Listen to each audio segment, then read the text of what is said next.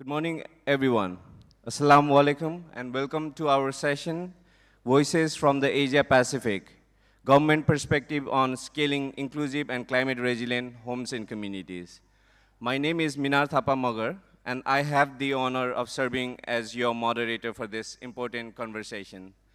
I hope you had a very fruitful time yesterday learning from each other, and today we are going to travel across different Asia-Pacific countries to hear their experience, to hear their agenda in terms of scaling homes and communities.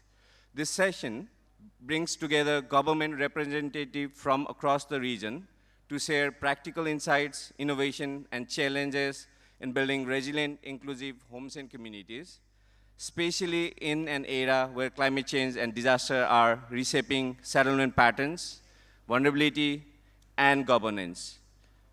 Our intention is to learn from one another, elevate country experiences, and identify opportunities for collaboration. It's now my pleasure to introduce you our session chair, Mr. Najam Ahmed Shah, Chairman of Planning and Development Board, Government of Sindh, Pakistan. Thank you very much, sir, for chairing the session. Under his leadership, Sindh is advancing one of the world's largest housing reconstruction program. It is my distinct honor to have him as our chair for this regional panel discussion, regional government representation session. And today we are lucky to have government representatives from 10 government countries with different capacities from the Asia Pacific with us, including one country from the Pacific. And I would like to introduce all of the representatives one by one, and I would like to request you to take your seat as where you are sitting right now.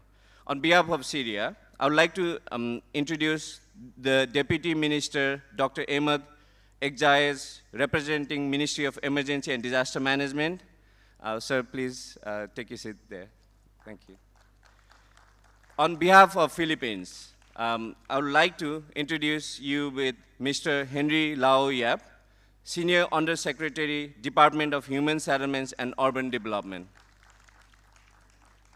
Similarly, on behalf of Bangsamoro Autonomous Region in Muslim Mindanao, Chief Minister Honorable Abdul Rao Makakau, I would like to invite his representative, Mr. Aldin Asiri, Deputy Minister, Ministry of Human Settlements and Development.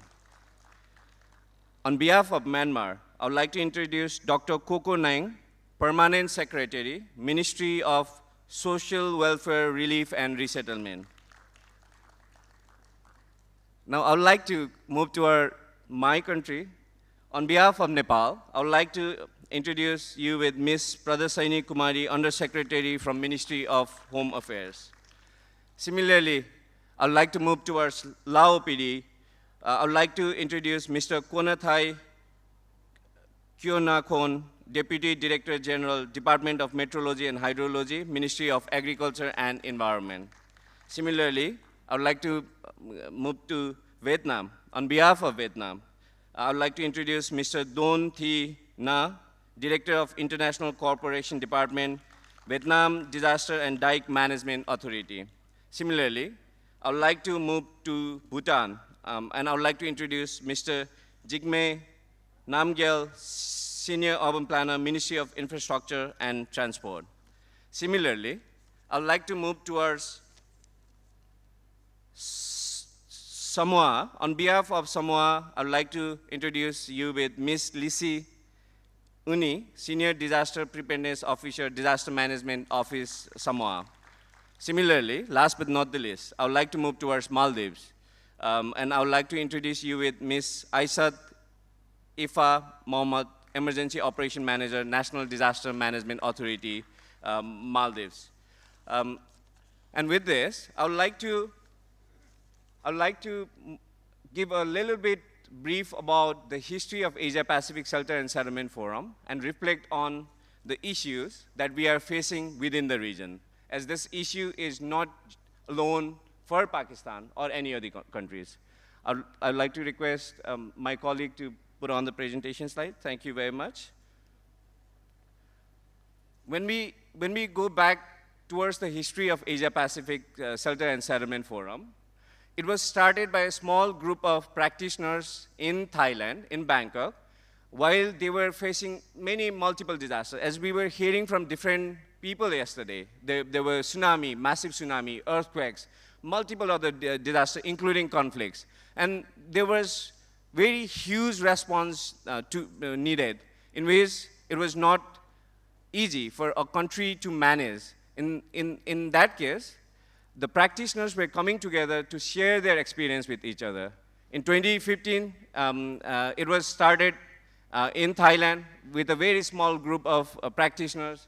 And then in 2018, the scale got a little bit larger with hundreds of practitioners from across the region. Then in 2019, government of Indonesia took the initiative to engage and support the forum. After 2019, it was organized in Nepal. Due to COVID, it was organized virtually. Then in 2021, it was organized in person, where more than 6 countries, government representatives traveled across Asia, and they were sitting on the same panel and discussing about their policies, practices, challenges, and it was really fruitful for country to network with each other. And after Nepal, Bangladesh was hosting this forum in Dhaka. After 2022, the forum before this was hosted in Philippines, where government of Pakistan and government of Sindh took the responsibility to host this forum here in Sindh, Pakistan. So we are here, 2026 in Pakistan. The stories are evolving, the experience are growing, and the forum is getting more larger and larger. With this, I would like to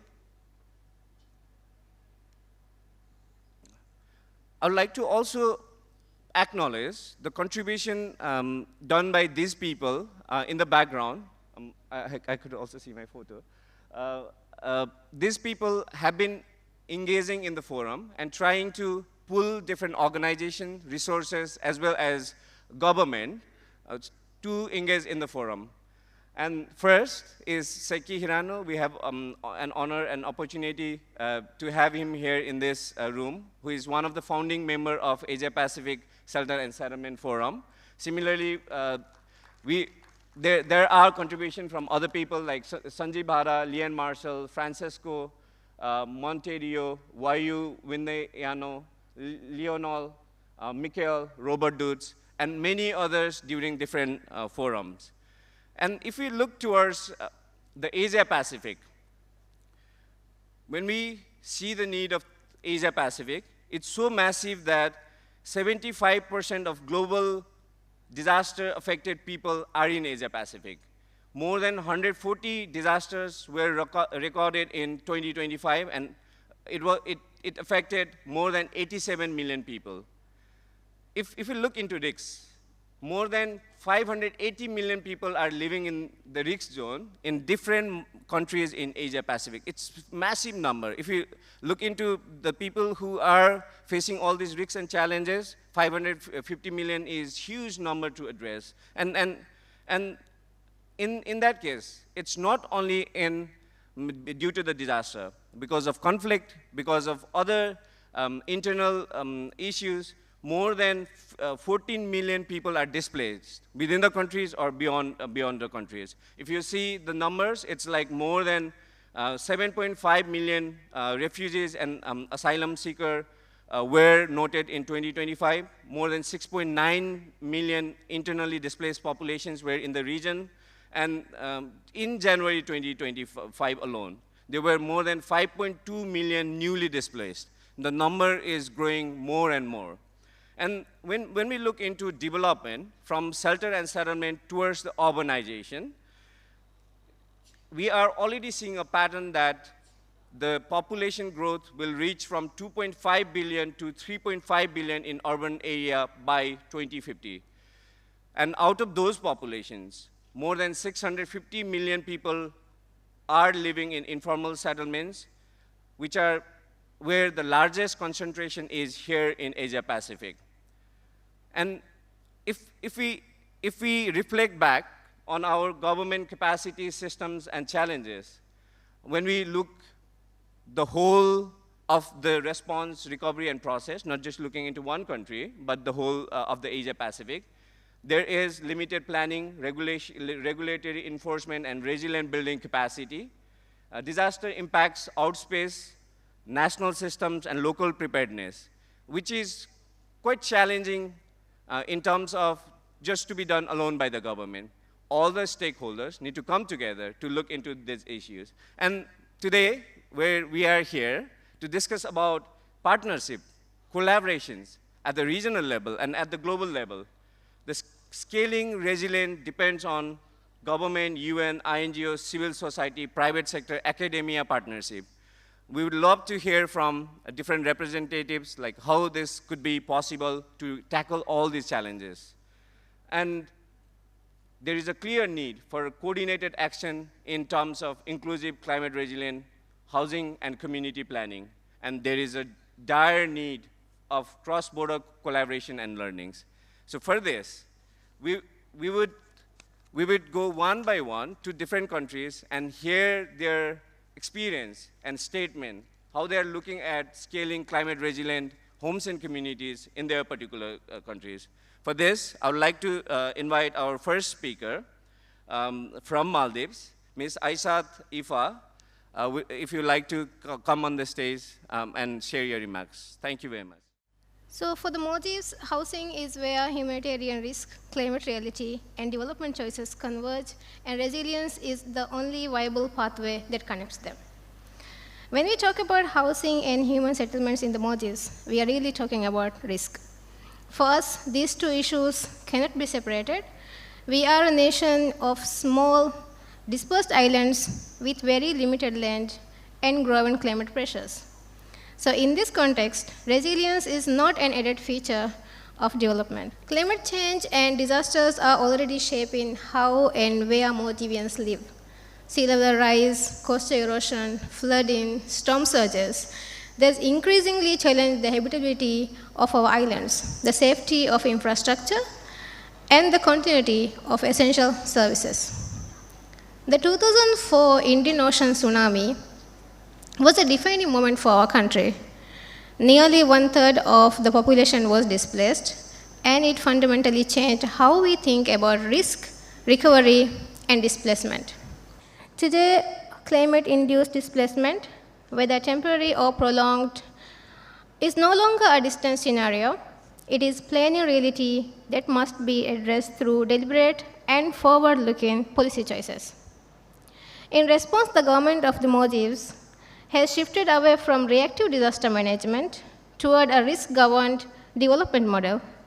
So our national disaster risk reduction strategy, aligned with the Sendai framework, promotes a whole-of-government approach to reducing disaster losses. So it focuses on strengthening risk governance, improving risk-informed investment, and enhancing preparedness and recovery systems. This approach is operationalized through the National Disaster Management Authority's strategic plan, which prioritizes institutional capacity, data-driven decision-making, early warning systems, preparedness, and systematic integration of disaster risk into sectoral planning, including housing and human settlements. A central pillar of this strategy is managing exposure. The Maldives is investing in new reclaimed islands developed at higher elevations as part of a long-term adaptation and risk reduction approach. These islands are not seen simply as urban expansion projects. They are instruments of resilience designed to reduce hazard exposure, protect critical infrastructure, and provide structured and dignified options for addressing displacement risks. This approach aligns closely with the principles of the new urban agenda, particularly the emphasis on safe, inclusive, resilient, and sustainable human settlements. At the same time, rapid urbanization, especially in the Mali city area and emerging regional centers, has reinforced the need for settlement planning that is risk-informed, socially inclusive, and service-oriented.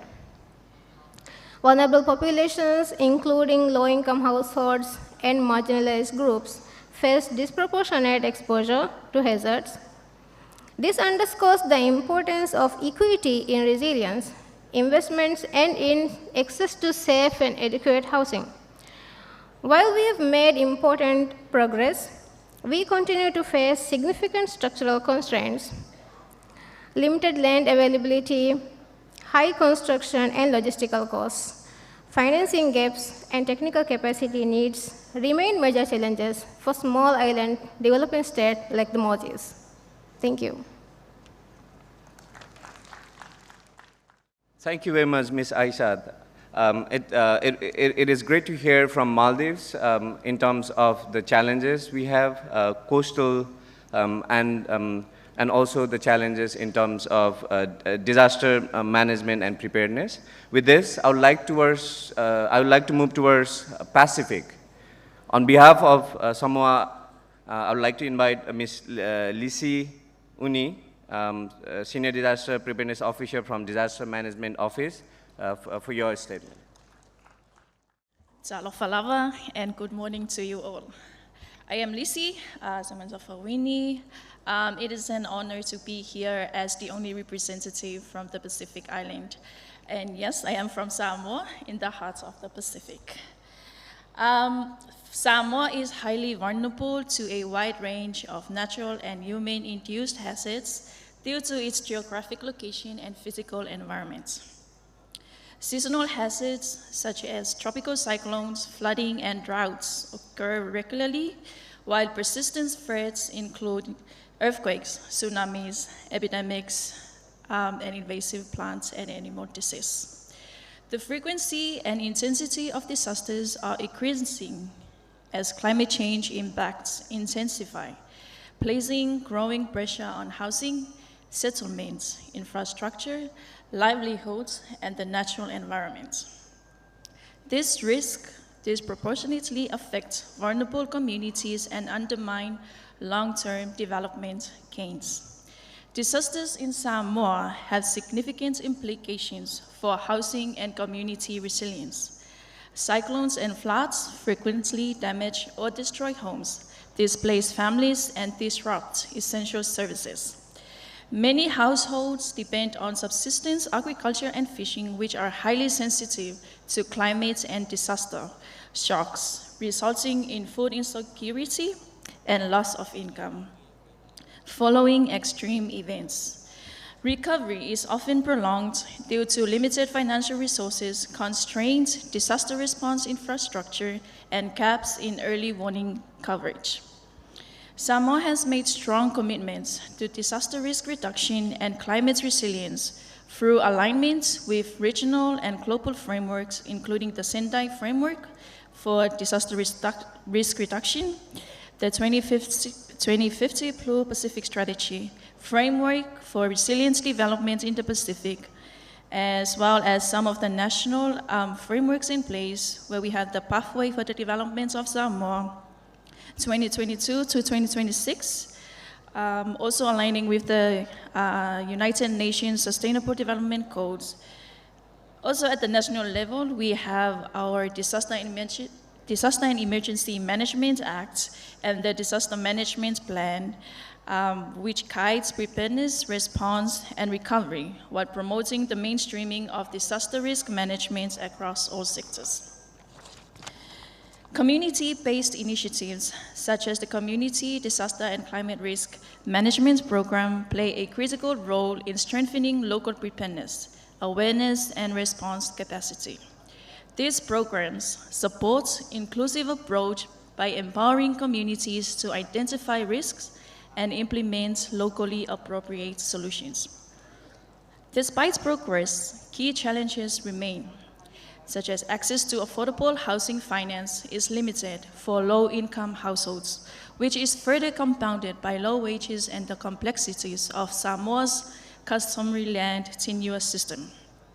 Government-led housing and shelter programs face funding constraints and challenges in accurately identifying and targeting vulnerable families. Therefore, Samoa's experience highlights the importance of integrated disaster and climate governance, community-driven resilience, and sustained investment in inclusive climate-resilient housing. Strengthened regional collaboration, technical support, and innovative financing will be crucial to enhancing resilience and safeguarding communities across the Pacific, such as Samoa. Thank you very much, Ms. Lisi. And I would also like to mention that this is the first time we have representation from the government representation from the country of Pacific, and we are really excited and honored to have you here. Thank you very much. I would like to move towards Lao PDR, and I would like to invite Mr. Kone Thai Kiona Khaon, Deputy Director General, Department of Meteorology and Hydrology, Ministry of Agriculture and Environment. Please, would like to invite you for your statement, sir. Good morning, ladies and gentlemen, distinguished guests and colleagues. It is great honor to be here to share Laos' experience in disaster management. This is very meaningful and important conference. First of all, I am very happy, honored, and for the first time that I have the opportunity to visit Pakistan. I would like to express my deepest gratitude of the government of Pakistan, the government of Sindh, the community that's possible for all sectors, and the organization that provide funding for organizing this important seminar. I would like to share with you the disaster situation in Laos. Laos is a country with Mekong River flowing toward it and many of its tributaries. We have built hydroelectric dams along the Mekong River and its tributaries. Every year, Laos experiences many climate change and natural disasters such as flood, landslide, drought, and tropical cyclone, which have caused widespread damage throughout the country. The cause of the disaster mentioned above are caused by many factors, including climate change, destruction of natural economic system, from community development and production. Water soil management and water drainage from them are not yet systematic enough, which are factors that lead to subsequent disaster. In response, the government has studied and developed a strategic plan for water management, use, and water source until 2030 and created a vision until 2040. It had also appointed a National Disaster Management Committee and a Committee for the Management and Control of Drainage to ensure that dam drainage is regulated. In addition, the government had also cooperated and partnered with international organizations on sustainable development of many activities in the country. That is all of my comment. Thank you for your attention. Thank you so much. Thank you. Thank you. Thank you very much. And this is the first time Lao PDR have attended the forum. As I already said, there are more countries, new countries coming and joining hands, attending this regional forum and sharing with each other. I would like to move towards Vietnam. On behalf of Vietnam, I would like to invite Ms. Don Thi Na, Director of International Cooperation Department, BDMA, Vietnam for your statement. Good morning, distinguished guests and colleagues. It's an honor to be here to share the Vietnam journey in building climate resilient community. Vietnam faces a hard reality. Our long coastal line and steep terrain make us highly vulnerable to major storm and flood. Between 2020 and 2025, over 1 million homes was flooded, seriously weakening community resilience.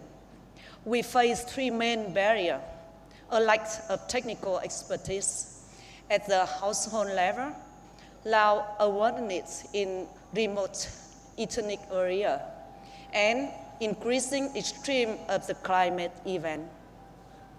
To fly back, Vietnam has integrated climate resilience into our national law and housing strategies. We don't just provide financial aid. We provide a safety net through strong policy framework, like our national strategy for disaster reduction to 2030.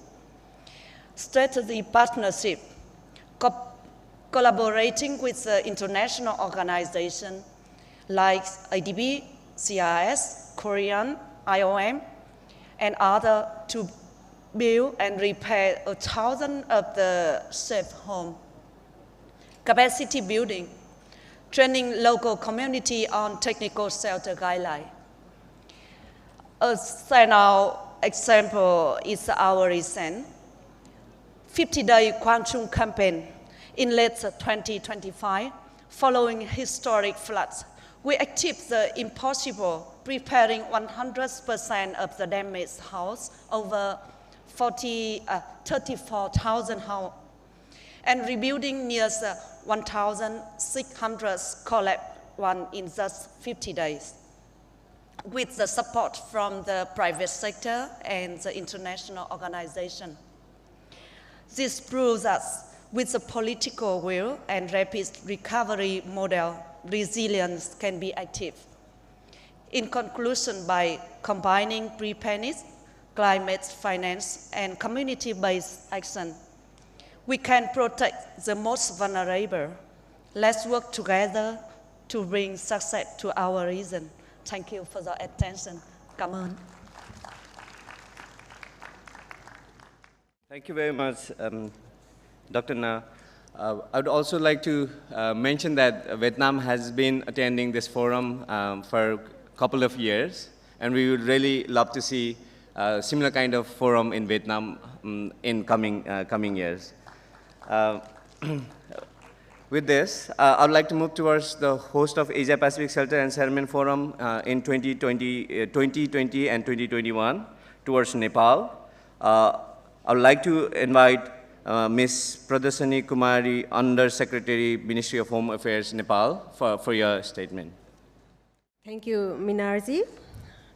Good morning, ladies and gentlemen, distinguished guests. It's my honor and pleasure to be part of this conference.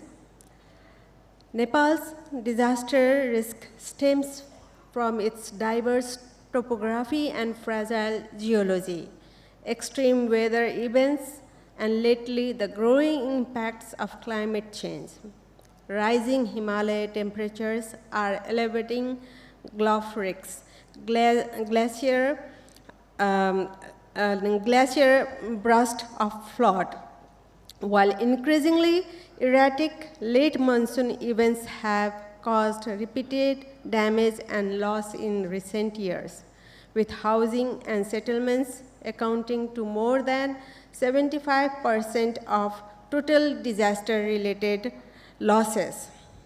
As Nepal advances its post-disaster recovery disaster housing recovery program targeting over 95,000 households through the Build Back Better approach aligned with the Sendai framework for disaster risk reduction, it is actively integrating lessons learned from the 2015 earthquake recovery. The Ministry of Home Affairs, with the leadership of National Disaster Risk Reduction and Management Authority, NDRRMA, has emphasized a localized approach with participation of all three tiers of government in the recovery process, while also promoting green and sustainable technologies for resilient housing reconstruction. NDRRMA has set clear milestones to integrate social inclusion into DRR efforts through the disaster-sensitive social protection guideline and the Gender Equality, Disability, and Solid Inclusion, also known as ZC Strategy Action Plan for DRR.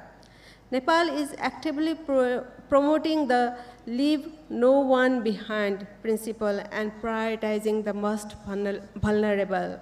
Nepal is also advancing climate adaptation in line with the Paris Agreement, Nepal's nationally determined contribution NDC, and National Adaptation Plan NAP 2021-2050.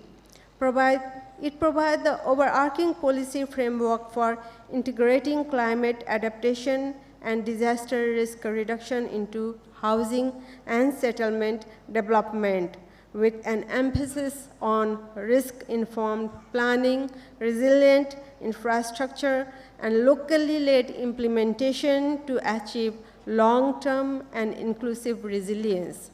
In this context, Nepal is also strengthening national frameworks for early warning for all and anticipatory action. As one of the fastest urbanizing countries in South Asia, and with 42.8% of houses constructed using masonry or other non-engineered techniques, the effective implementation of the National Building Code is critically priority for Nepal. The recent endorsement of the Building Code Implementation Directive mandates all local levels to introduce and enforce a building permit system, thereby strengthening resilience in housing and settlement nationwide. Nepal emphasizes the importance of regional collaboration to strengthen climate and disaster-resilient housing and settlements. Priority area includes sharing knowledge and best practices on risk-informed urban and settlement planning, collaborating across countries to mobilize climate finance through mechanisms such as Green Climate Fund and Loss and Damage Fund, and enhancing regional cooperation on early warning system, resilient construction technologies, and capacity building of local governments. Thank you very much for providing me this stage to keep the statement from my country. Thank you. Thank you very much, Ms. Pradesini. I'd like to move towards our next country representative to Myanmar. I'd like to invite Dr. Kokonang, Permanent Secretary, Ministry of Social Welfare, Relief and Resettlement, for your statement. Good morning, Excellencies, Mr. Chair, distinguished delegates, ladies and gentlemen. It is a privilege to represent Myanmar at the Asia-Pacific Shelter and Settlement Forum. This is vital for exchanging solutions on shelter that is a core issue in disaster risk reduction and sustainable development. I sincerely thank the government of Sindh and Pakistan for their hospitalities and successful conduct of this forum. Mr. Chair, global climate change data reveals alarming trends, and Myanmar is among the most vulnerable nations. We face hazards ranging from cyclones and floods to the earthquakes. Catastrophic Cyclone Magar in 2023, Typhoon Yagi, and severe monsoon flooding in 2024, and the Mandalay earthquake in 2025 caused immense loss of lives and nearly $4.3 billion in damage, reversing decades of developing gains. In response, Myanmar has placed disaster risk reduction at the forefront of our national agenda. The government enacted the National Disaster Management Law in 2013. In line with that, we have reformed the National Disaster Management Committee and adopted key frameworks like Myanmar Action Plan on Disaster Risk Reduction, Myanmar National Framework for Community Disaster Resilience, and revised National Building Code based on lessons learned. Our strategies focus on Build Back Better, No One Left Behind, and upgrading infrastructure resilience rather than merely immerse it. Despite these efforts, we face significant challenges, including housing deficits, rapid urbanization, and resource constraints. And ensuring affordable and culturally acceptable climate-resilient constructions, Myanmar is looking towards innovation, both indigenous as well as modern technology. We also observe opportunities in community-driven reconstructions, utilizing bamboo materials and nature-based solutions like mangrove restoration. Then it is encouraging the green city, integrating urban forests and drainage systems that mitigate flood risk area while improving the quality of life. Mr. Chair, shelter is the foundation of human dignity and resilience. Myanmar remains committed to robust partnership and regional cooperation. In conclusion, I wish to highlight the three priority areas for regional collaboration. The first is technology transfer, establish a platform to share low-cost, resilient housing technologies. Second is climate finance, develop innovative financing mechanisms like micro-insurance scheme. And thirdly, enhance early warning systems. Mr. Chair, this forum will guide us to build homes that protect not just body, but hopes and future. Thank you very much. Thank you very much, Dr. Koko.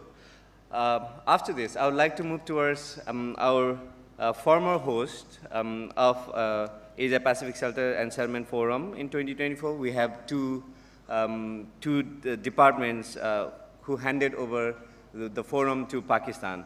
With this, on behalf of Bangsamoro Autonomous Region in Muslim Mindanao, Chief Minister Honorable Abdul Rauf Makakau, I would like to invite his representative, Mr. Alin Asiri, Deputy Minister, Ministry of Human Settlements and Development, for your statement, sir. Distinguished delegates and leaders, Assalamu alaikum wa rahmatullahi wa barakatuh, and good morning. It is my honor to convey the message of our dearest Honorable Chief Minister Abdul Rauf Makakua of the Bangsamoro Autonomous Region in Muslim Mindanao.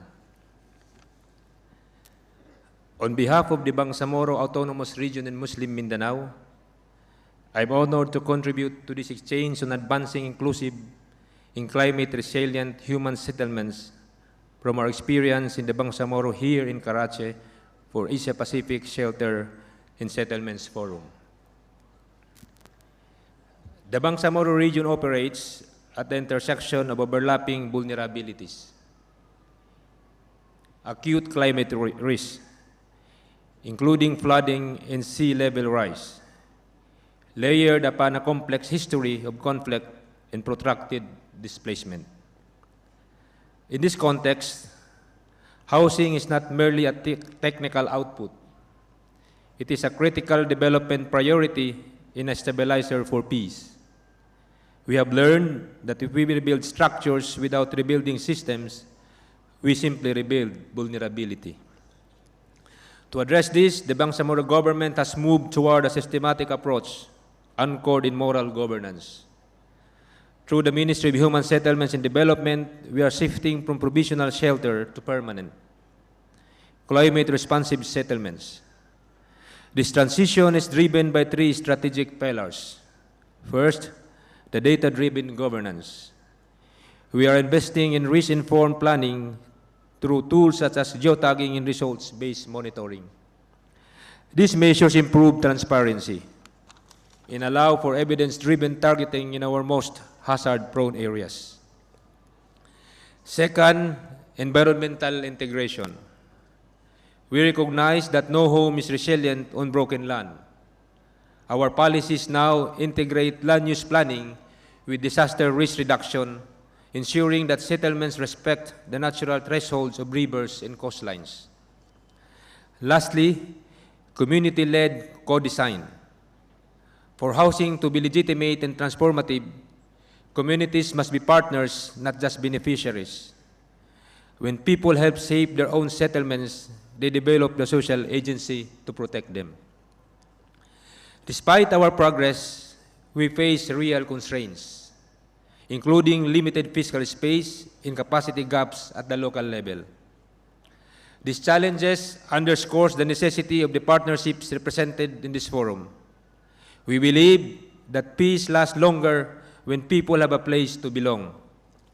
Stable settlements reduce the drivers of conflict and provide the security necessary for families to transition from survival to long-term planning.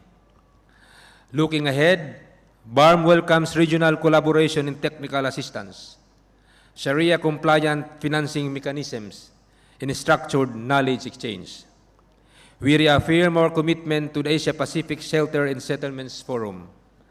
Let us continue to build homes that protect life, preserve dignity, and serve as the practical foundations for a lasting peace. May Allah subhanahu wa ta'ala bless our collective efforts and guide this forum to be beneficial to all. Thank you, and wassalamu alaikum wa rahmatullahi wa barakatuh. Thank you very much, Mr. Alden.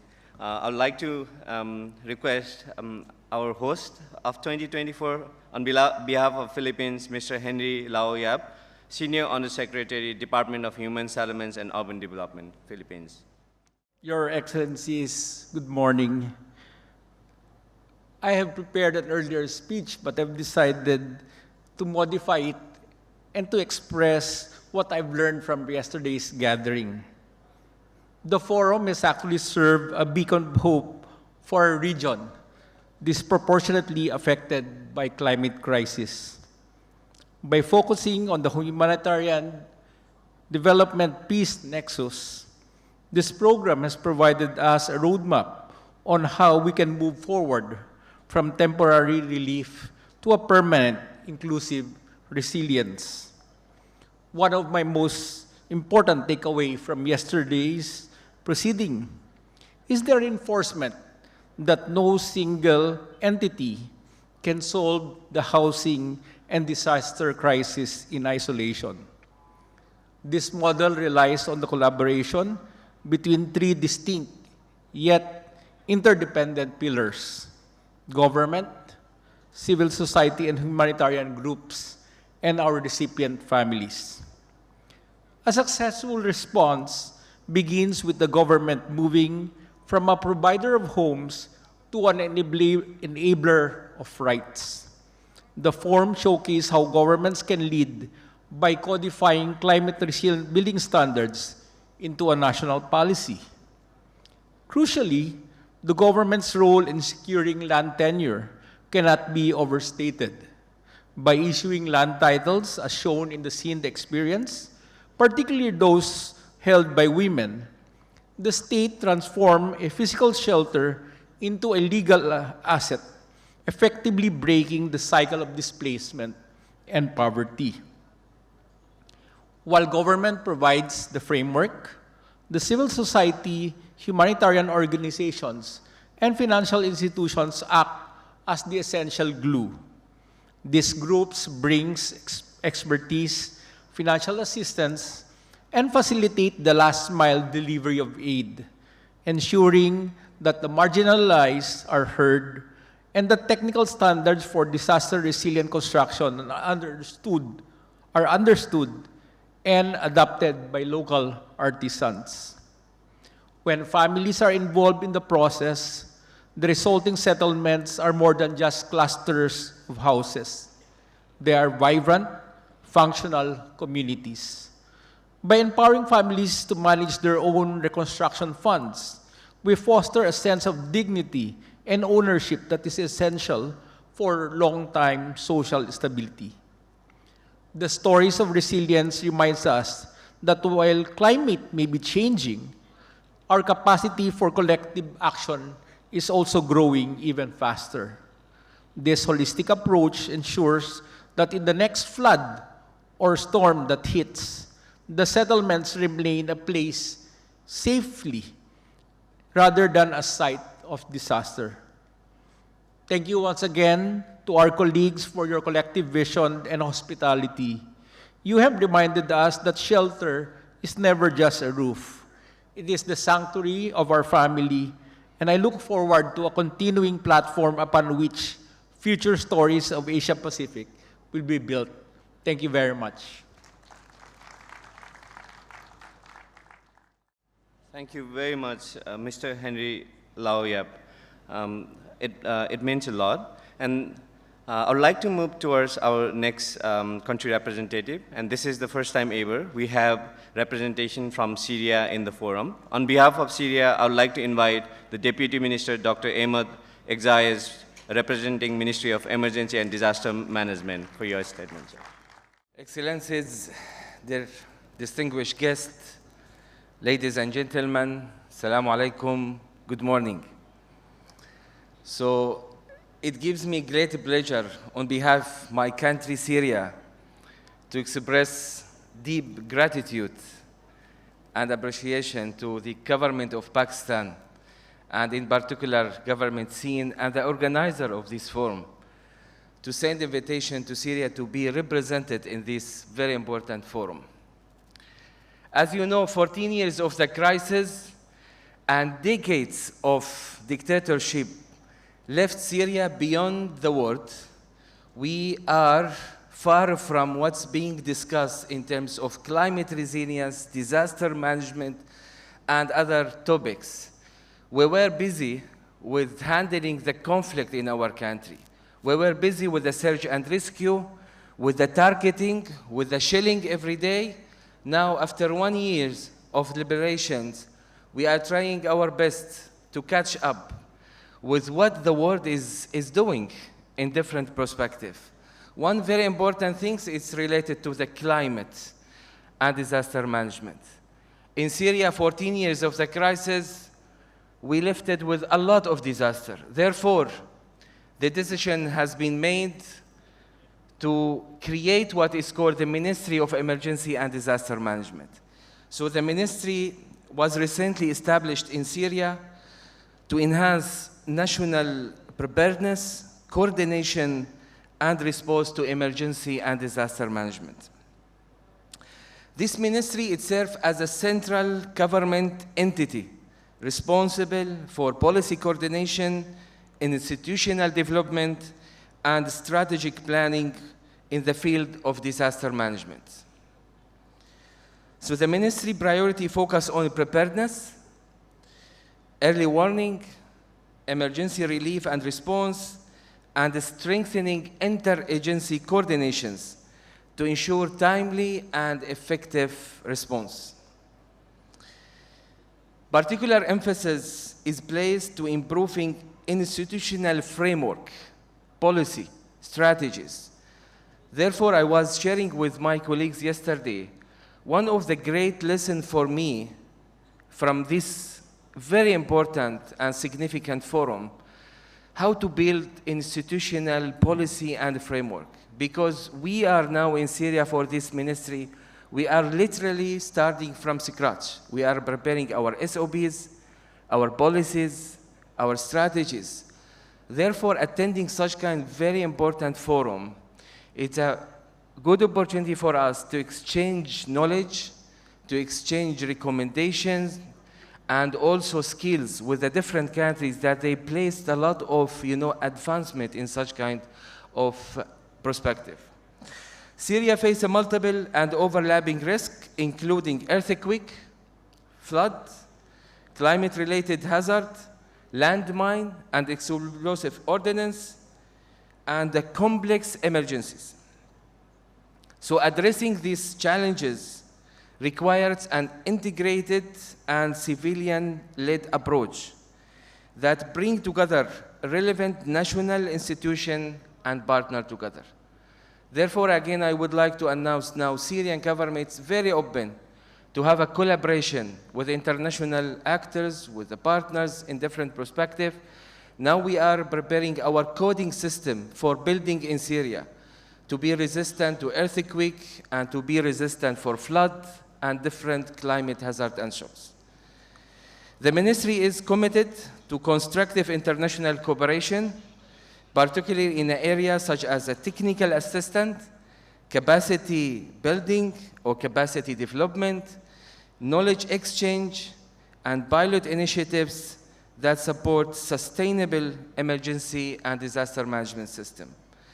The establishment of ministry reflects government commitment to protecting life and strengthening resilience and aligning with the national effort with international and best practices. Once again, thanks for the invitation and looking forward to have a fruitful discussions and a good recommendation for my country, Syria. Thank you. Thank you very much, the Deputy Minister, Dr. Ahmed Egzayes. While I was listening to his statement, I was reflecting back to my country in 2015 earthquake in Nepal, where after the emergency response, a new disaster management authority was being formed, and learning from 2005 response in Pakistan and many other countries. It's a pleasure to have you here with us, sir. Now I would like to move towards the end of the session, for this, I would like to request our session chair, Mr. Najam Ahmed Shah, Chairman of Planning and Development Board, Government of Sindh, Pakistan, for your closing statement, sir. Bismillah ar-Rahman ar-Rahim.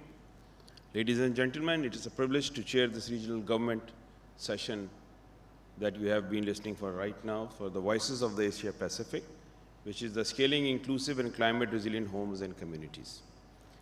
Today's discussion has been very rich, grounded, and practical.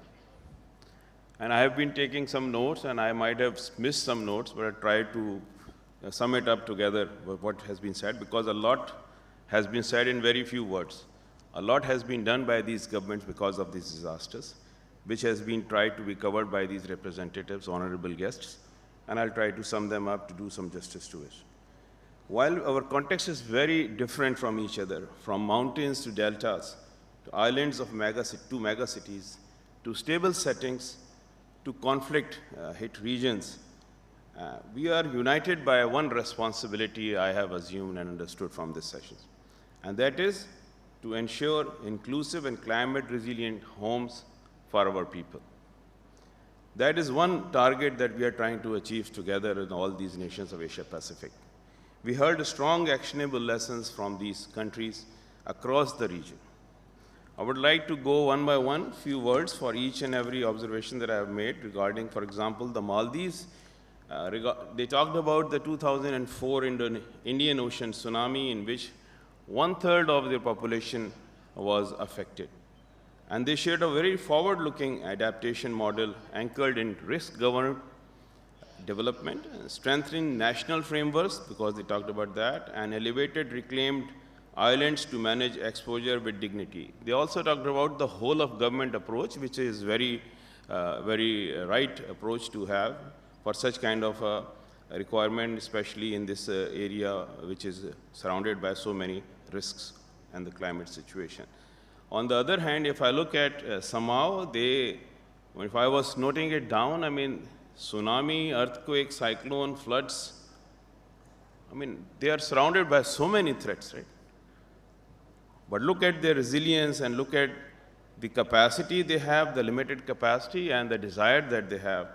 Mostly agri and fishing, which is affected by the climate situation. Samoa reminds us that community-based risk management remains central to it. Even as challenges of land tenure and affordability are there, climate resilient financing is also a situation that they're facing, but they are still determined to overcome all these situations together as a nation, and really congratulate them. If we look at the Lao PDR, I mean, their and our relationship is somehow like a river and distributaries, like we are an Indus basin here in Pakistan. So if I look at with the same prism, they demonstrated progress in early warning hydrometeorological systems. That's exactly what we are trying to do in Pakistan also. So we find that correlation with the country, while clearly identifying gaps in impact-based forecasting and last-mile communications and sustainable financing. Vietnam, I mean, from 20 to 25, they clearly mentioned that almost 1 million houses and homes were flooded. And with this, Vietnam presented a very scalable and rapid solutions, storm-resistant housing and community trainings. And they also have highlighted the value of speed and coordination and integration. They very clearly specified that we don't believe in aid, we believe in having safety nets. So this is the key lesson that I'm taking from their discussion, what we heard this, and I would like to know more about it subsequently also separately. If I go to the next one, because I had a different sequence, but I would like to keep it in the end because this is too much related to Pakistan, and this is Nepal. So I'll just move on from Nepal to the number 6 one, and it's Myanmar. And in the backdrop of the cyclones, floods, and monsoons, and earthquakes, I mean, I wonder what is left here, right? They are focusing on, what we are also focusing on, are like restorations of mangrove forests and urban forests. This is like a natural resilience solutions. Pakistan is also very much focused on these kind of activities, and recently we have done Delta Blue Carbon 1 and Delta Blue Carbon 2 to 1.5 million acres of land restoration of mangroves, which are the largest projects. Some people have talked about climate resilience and climate financing, and most of them have talked about climate financing. And in these two projects, we got these climate financing and we created these carbon credits and sold to the market. So I think this is something which we share in common. For Myanmar, we heard how recent disasters have driven major reforms, including new laws, updated building codes, and resilience frameworks, alongside a clear need for technology transfers and climate financing. So I think this is one of the most important aspects to focus on for the governments to how to finance these kind of resilient activities, and how can we tap various resources, public side, private side, in the open markets also regarding the climate financing. A very important aspect that Myanmar mentioned is like technology transfers, how low-cost housing can be implemented across board, and the climate financing, as I mentioned earlier. If I move on, the next, we heard from Bangsamoro in the Philippines.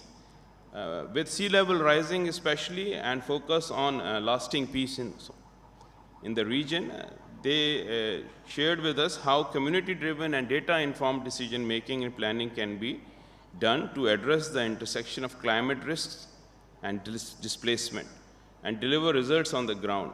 It's a community-led decision-making, which is the key point that I'm taking from here, that they have mentioned to the audience, and the partnerships with the local people, which is very important to attain. So thank you very much for highlighting this very important aspect in terms of this sustainable activities against the climate threats that we are facing.